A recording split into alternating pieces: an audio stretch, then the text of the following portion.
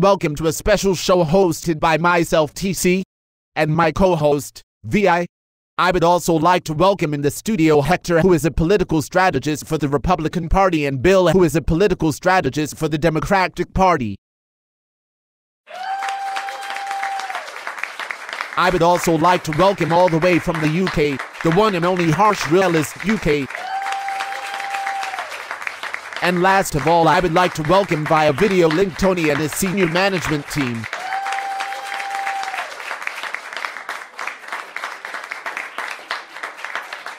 Okay, let's get going. Harsh Realist UK, all the data points to recovery. So in your view, are we in a recovery?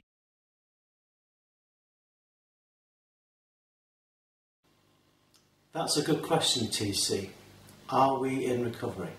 Well, the Confederation of British Industry claims that we are in recovery. The Governor of the Bank of England, Mervyn King, claims that we are in recovery. The President of the United States, Barack Obama, claims that we are in recovery. The Prime Minister of the UK, David Cameron, claims that we are in recovery. So, it looks like we are, according to the mainstream media. When you look at some of the figures, there has been some growth. But how has that been achieved? It's only been achieved by unsustainable debt. It is truly awful when you look at the figures behind the scenes, but people do not understand that. Most people get on with their daily lives and make no effort at all to look at the bigger picture. And to be honest, I can't blame them. We have had several generations now that have had a very stable, comfortable lifestyle. They know nothing else. And I talk about normalcy bias. That is to say, what's happened, the experiences in the past, they expect to continue into the future. They cannot see the paradigm shift ahead. That paradigm shift has been caused by synchronised global debt at a level that we've never ever seen before. So, we've had very good times over the last 40 years as we over-leveraged. In other words, borrowed too much money from the future through fancy schemes dreamed upon. Nobody knew that there were going to be the introduction of credit cards, subprime lending and derivatives, but they've all contributed to over-leveraging. So we are in a position now where we have to deleverage, and that's going to be extremely painful. Governments have two choices, and that's all they have. They have two choices. They can either face reality, or they can defer the problem. If they face reality, there will be an economic collapse now. If they defer reality, there will be an economic collapse later on, but much worse. Now, a lot of politicians today are career politicians, and unfortunately, they will not want to have the collapse on their watch, so they will defer it. Just like to talk about the debt ceiling. At the moment, the debt ceiling stands at $16.4 trillion. Now, it's a number to a lot of people. They don't actually know how big that number is, but it is quite large. But that number excludes unfunded liabilities. The debt ceiling should have been addressed in March. Then it was deferred to the 18th of May, then deferred to June, and now deferred to Labour Day in September.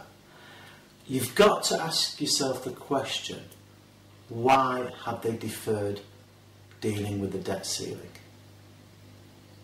From my point of view, I think it's because the problem is so large, they just want to face it at a later time. They can't face it now. But it has to be faced. Quantitative easing is continuing in the US at $85 billion per month. That can't stop. They don't want it to stop. They call it stimulus. They give it these fancy names. It's really robbing people of their wealth. But, again, people don't seem to mind. We are being taxed through inflation, through quantitative easing, but people don't really seem to be bothered. At one time when we got inflation, there was wage inflation to match it. Today it's a very different story. We're getting price inflation and very little wage inflation, and that's causing our standard of living to fall. If we're in this so-called recovery, why on earth have the rating agencies downgraded the US and the UK? So I want people to think long and hard, is this a real recovery? From my point of view, it's not. All they're doing is deferring a much worse problem further down the road. Hey man, what do you think of Alex Jones when he was shouting on the BBC programme? Is he one hell of a crazy dude?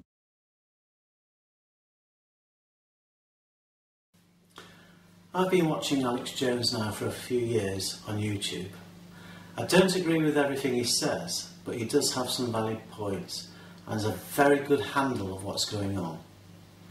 I watched him on the Andrew Neil show, The Sunday Politics. He started to rant on the show, but then he loses credibility. I think if you're going to make a point, keep calm and collected. So it's a great shame that Alex Jones started ranting, because he knows what's going on. I watched one of his YouTube videos about 18 months ago, and he actually got in the thick of it with the Occupy Wall Street movement. And he knows that the Federal Reserve Bank is private, and he was just trying to tell people.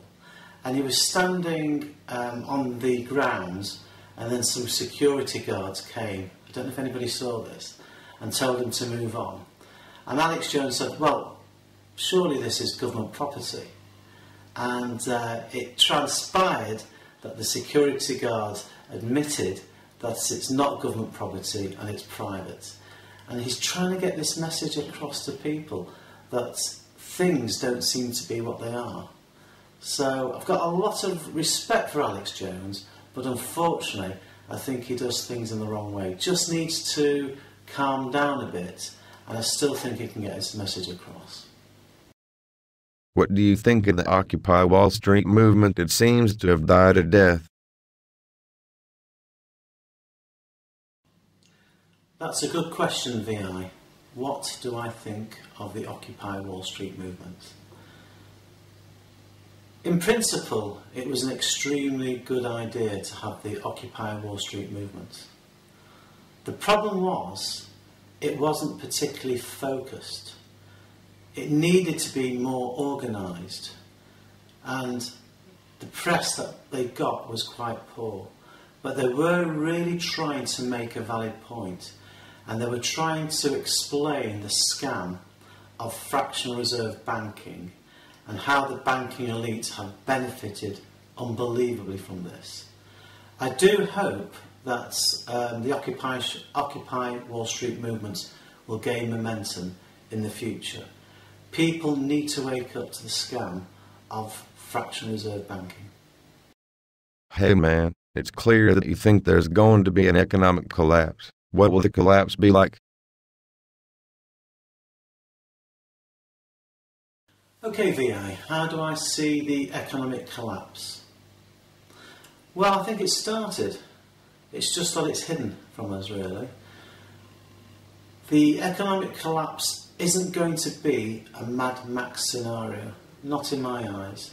I think what will happen is that it will be orchestrated and planned, but I think what will be the net result is that the government will be more draconian to its citizens. We will be in a position, as I've said before, that we will sacrifice our freedoms for security. I have no doubt about that, because people today haven't got the same constitution as our forefathers. We've been softened up. We've had it too easy in a lot of respects. And this change that's coming is going to be a massive shock to people. I see our standard of living falling, and I see it continue to fall, and fall quite significantly. I think we're going to get low-grade jobs, we're going to have unstable work patterns, there will be 0 hours contracts. Unions have been decimated.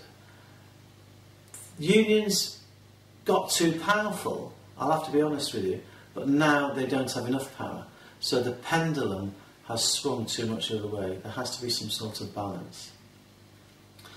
So I see a very, very difficult future for our younger generation.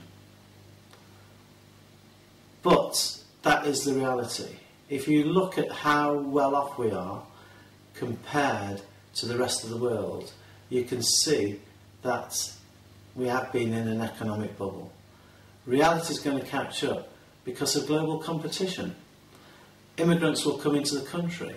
They will drive down wages. Multinational corporations can take advantage of this.